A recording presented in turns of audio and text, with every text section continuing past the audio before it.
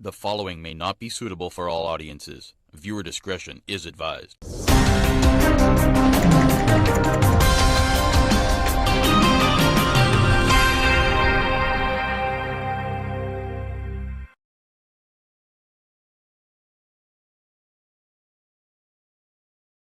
Prime Minister Dr. Keith Rowley suffers backlash after misleading statements about Andrea Bharatt's funeral.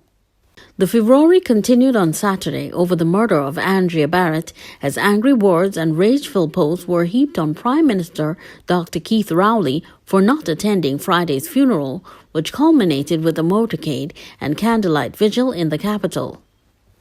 Slammed for his perceived refusal to accept the open invitation to Bharatt's funeral, Rowley said on Saturday that while he had an obligation to appear in Parliament, it was his main wish to avoid turning the sombre proceedings into political football. Responding to the uproar over Bharatt's cousin Sally Sooman's Facebook post accusing him of lying about being invited to the funeral, the Prime Minister said, "I never intended to convey that I was invited by the family and I'm not choosing to attend. That is a gross misrepresentation." In a WhatsApp response to the Sunday Guardian yesterday, Rowley clarified, "Like many other persons who are deeply injured by the abduction of a citizen, I appeal to those involved or anyone who may have information that may be useful to law enforcement and which may lead to her rescue. I did so as my duty as Prime Minister. It was never intended to be a reward to be invited to her funeral." Sooman's social media post late on Friday read, "Sir, with all due respect, something you don't have for us women in T&T. You wasn't invited to Andrea's send-off. Sorry, I did invite persons that reached out to our family from both parties, but no invitation was intended to anyone as I would have had that on my guest list. So stop telling the media you was invited and decided not to attend because etc. etc." Sooman was the one who organized Bharatt's funeral service. She confirmed that invitations had been extended to people who had reached out to the family from both the People's National Movement (PNM) and the United National Congress (UNC). On Thursday night, during a virtual meeting in Belmont, Rowley said it was unfortunate that he would not be able to attend Bharatt's funeral, which was scheduled to take place the next day. He had said, "The reason I was asked to go to the funeral tomorrow is because the opposition leader was going to be speaking there, and I said that is not a reason for me to go to the funeral. In fact, that might be a reason for me not to go to the funeral, because the population may be easily and correctly view my presence and the presence of my other colleagues from the Parliament as attempting to politicize this unspeakable sorrow which Andrea's family, her community, and the nation is experiencing."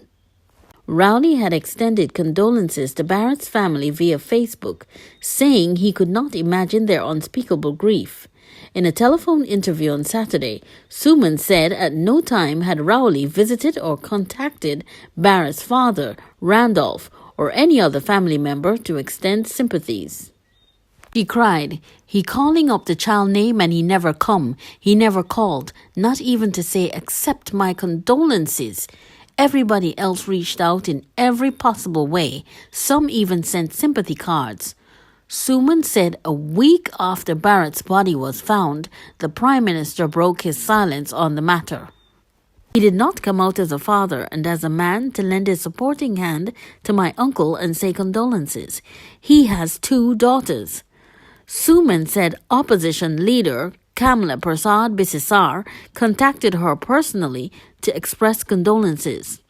When Auntie Kamla called, I asked if she would stand as a mother and say a few words on behalf of the family at the funeral if she can.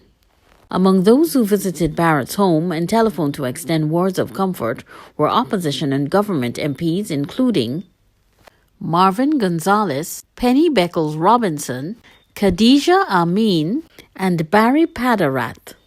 Sooman said judges and magistrates also made up the list of people who reached out to the grieving family. She said, "Some of them said they would have liked to come to the funeral, and I said yes. I told them the funeral is open to everyone. All who wanted to come, it was okay." Bharatt, 23, was cremated on Friday. She was reported missing on January 29th after boarding a PH car bearing false license plates. She was supposed to be taken to her home along the Arima Old Road. Her decomposing body was discovered on February 4th at heights of Aripo, Arima. The tragedy has led to a national outcry, with silent protests and candlelight vigils across both islands. Commenting on Sooman's social media feed on Saturday, Farida Raghu wrote, "You have done a great job despite the circumstance. I commend you highly for standing up for your family and Andrea's daddy in these trying times. And yes, as Prime Minister Rowley should have reached out just as KPB did. When a country is in turmoil, everyone looks to the person in charge, the leader, the prime minister, the president, and those in authority to fix it, to bring some level of comfort and protection to the citizens, as in this case. Where was our prime minister in all of this? He suddenly don't want to speak because Kamala going to speak. What a childish excuse. Not to take the opportunity to bring some hope and comfort to the people of T&T. No one was stopping him. Guess his guilty conscience was talking to him.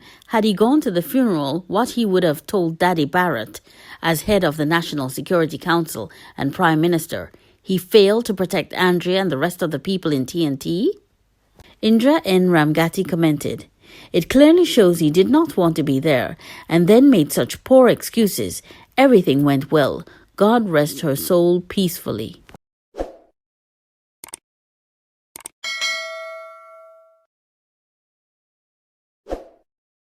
Prime Minister Keith Rowley's response to Sunday Guardian. "I never said that I was invited by any member of the family. I spoke about being told by someone who attended that I should attend because Kamala was going to be there. I said that was not a reason why I should attend. And I went on to say that even though I would have liked to attend, I am unable to do so. I did not say why, but the reason being I had to attend Parliament at the same time because it was the Prime Minister's question time. Is that too difficult to understand? Why is it necessary for her to misrepresent what I said, given the letter and context? If calling me a liar makes her feel better, then so be it. I never intended to convey that I was invited by the family and I am choosing not to attend. That is a gross misrepresentation." Like many other persons who are deeply injured by the abduction of a citizen, I appeal to those involved or anyone who may have information that may be useful to law enforcement and which may lead to her rescue. I did so as my duty as Prime Minister. It was never intended to be a reward to be invited to her funeral. Ollie further texted, "I am so disappointed with this latest development. Honestly, do these people have any regard for other people's feelings? Are they so selfish and motivated for whatever purpose that they can say and do anything? I never said that they invited me. I never said who told me I should go because Kamala was going. So I politicized their funeral? But the UNC who were out mobilizing in yellow party regalia flags, banners, and yellow vigils, they didn't politicize it? But I, who called out the country to help the police and soldiers with information to help find the girl? I politicized their events?